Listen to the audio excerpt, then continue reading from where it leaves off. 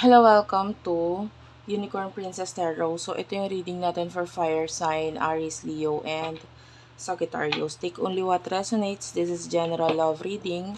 Pwede ka makarelate, pwedeng hindi. Kung makakarelate ka, pwedeng hindi 100%. So, kunin mo lang yung mga messages na makakarelate para sa'yo. So, again, this is for the sign of fire sign, Aries, Leo, and Sagittarius. Let's start your reading. Para sa mga gusto magpa-personal reading, Jing Tarot Reader. And by the way, meron na rin siyang YouTube. Feel free to check her out. Jing Tarot Reader. At saka yung aking isang friend, guys, Pisces Palmist. Kung interesado kang matutunan yung palmistry. So, feel free to check them out na lang sa YouTube. Okay? So, let's start. This is for the sign of fire sign, Aries, Leo, and Sagittarius.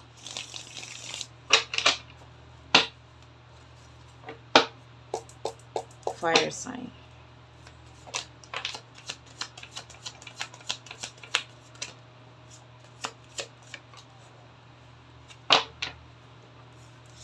You do have here the Two of Cups and the Palace of Wands.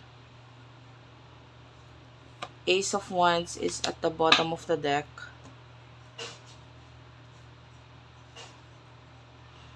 For those of you who are single, nakakita tayo ng potential relationship, new relationship for you.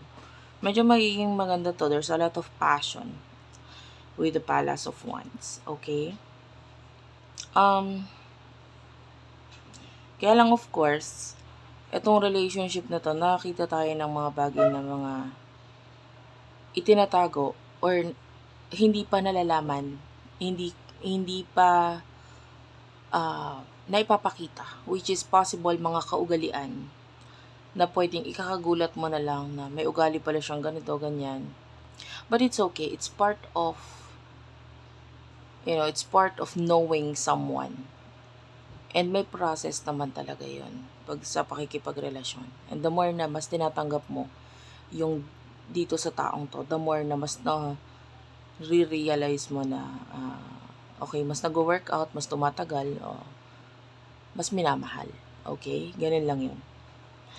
And for some of you who are already in a relationship, nakikita natin yung main energy ninyo na parang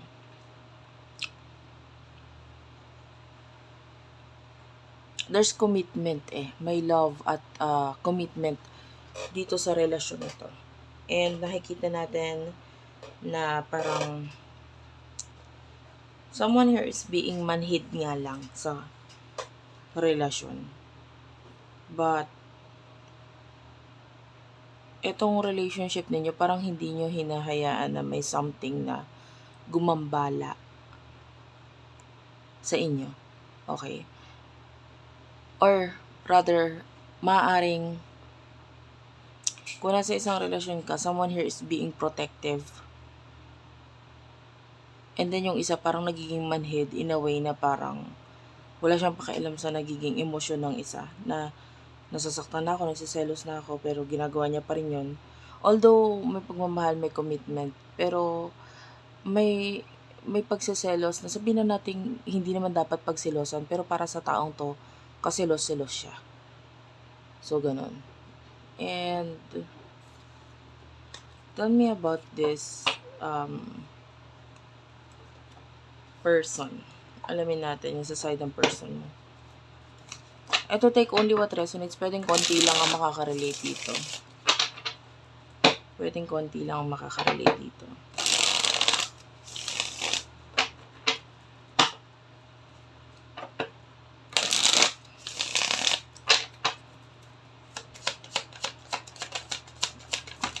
Tell me about this person. You do have the Ten of Swords, Three of Pentacles. Bottom of the deck is the Page of Wands. Now, kuha tayo ng situation between the two of you.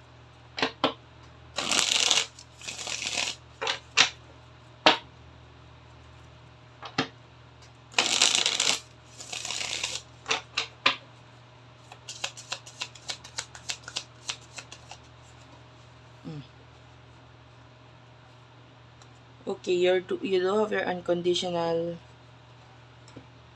Bottom of the deck, crickets is here. Silence, non-action. Okay. This is another person. Hindi ito yung person na tinutukoy ko dito sa relationship or connection na meron ka ngayon. Pagdating sa love. This is a different person. Pwedeng nagkakaroon ng ending sa inyo na itong taong to. But, or something ended. Pero nakikita natin pwedeng may communication pa yung iba. Hindi lahat, pero meron pa rin communication. And maaaring ito yung nagiging dahilan kung bakit itong sa energy mo dito ay may nagsaselos, which is yung commitment na meron ka sa iba. Itong other person, sabihin na natin yung other person na kasama mo, nagsaselos siya dito sa person na ito, which is nagkaroon na ng ending sa inyo. There's communication pero hindi ganun kaganda. Nakakita tayo ng silent treatment. So, pwedeng may mga messages na hindi nasasagot, na hindi nare-replyan. And with the magician, this person is nag-focus sa kanyang sarili, sa kanyang focusing on money para magkaroon ng maraming pera dito in the future para maging masaya. Gusto niya ng growth. Well, pagdating sa inyo, pwedeng nagkaroon ng ending pero nag-focus na lang siya sa money. You know what I mean? And at the bottom of the deck, yeah, you do have your unconditional, genuine, certain love for each other. So, may pagmamahalan sa inyo ng taong ito. And tuloy-tuloy with the waves. Kumbaga katulad ng isang alon, hindi nawawala. Pwedeng humihina, pwedeng lumalakas yung pagmamahalan sa inyo na nararamdaman ninyo, pero hindi siya completely nawawala. Okay? Sa ngayon, medyo kalmado. Pwedeng, kasi ang focus mo is regarding the new person or regarding the person na kakonect mo sa ngayon pagdating sa relasyon. And you do have your love affair. So, nagkakaroon ng another person, which is ito nga. And, medyo hindi nakakatulong itong other person na ito sa kung ano yung relationship na meron ka ngayon. So, what is the emotions between the two of you? Ano yung emotion para sa isa't isa? Ano mga dapat naming malaman? For the sign of fire sign. Five of Swords. Eight of Coins. Tell me more. One more card, please.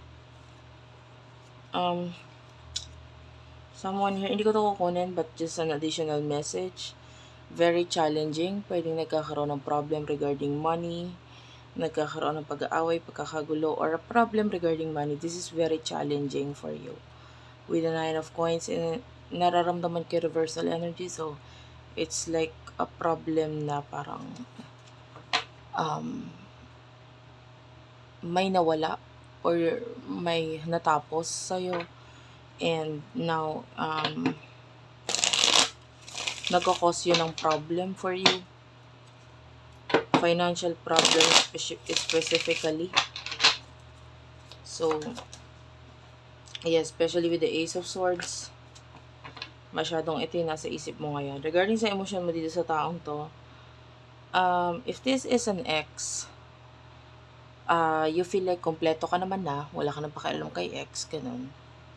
Nandun pa rin yung love, pero, mas focusing ka na sa sarili mo ngayon.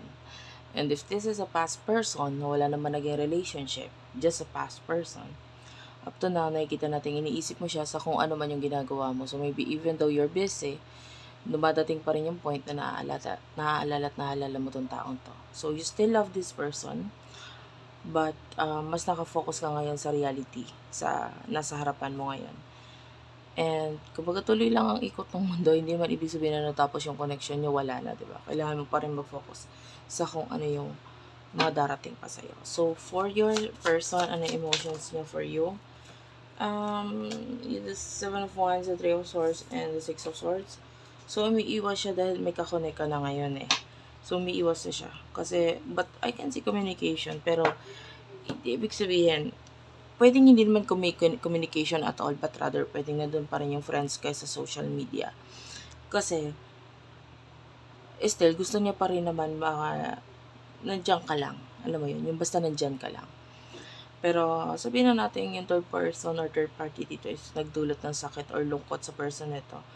Pero parang wala siyang choice kundi mag-move on, kundi, okay, nasasaktan ako, pero kailangan kong mag-move on, kailangan kong umiwas. Kailangan kong tanggapin kung ano yung mga pinili mo. And then, what is the situation or emotion sa inyong dalawa between the two of you, mutual energy? Poison is here. This is, like I can see the apple. It's a very beautiful apple, by the way.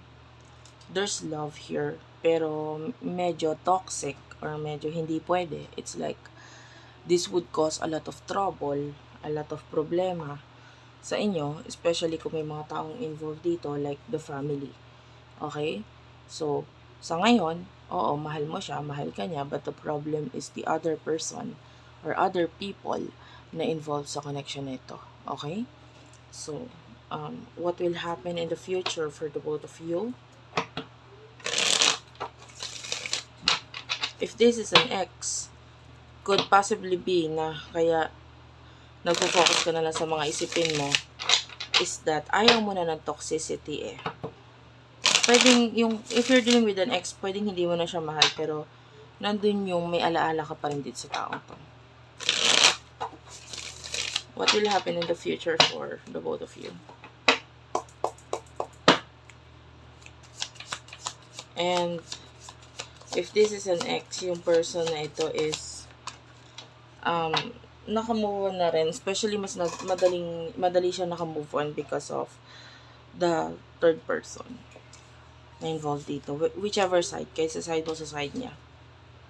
The Chariot is here, Tree of Life, Queen of Swords. Okay, bottom of the deck is the Empress.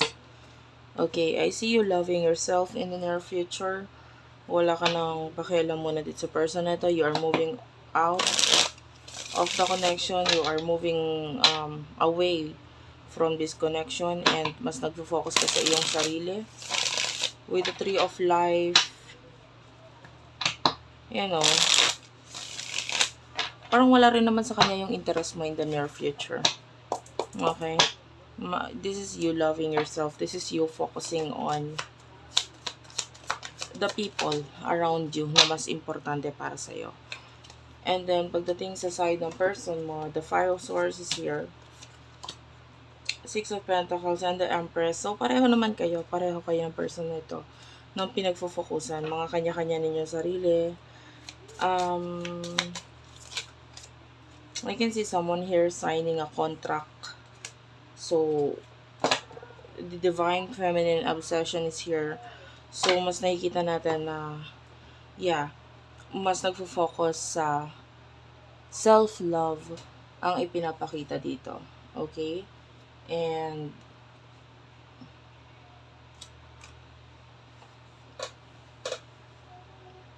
kasi nandun yung feeling na parang hindi mo na siya kailangan. And then vice versa. Nandun rin yung feeling niya na parang hindi na rin naman kita kailangan.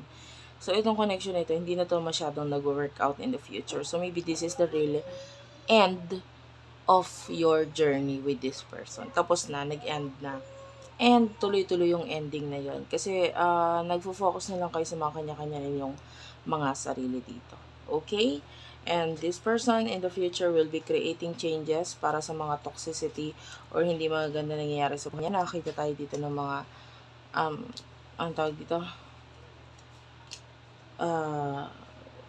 Savings na pwedeng nawawala or either nawawala kasi pinuhunan or with the devil, pwedeng there's a contract here. I can see as a toxic person dito sa side ng person na ito. Very toxic, very manipulative person. And may kinalaman yan pwedeng sa kanilang work or business.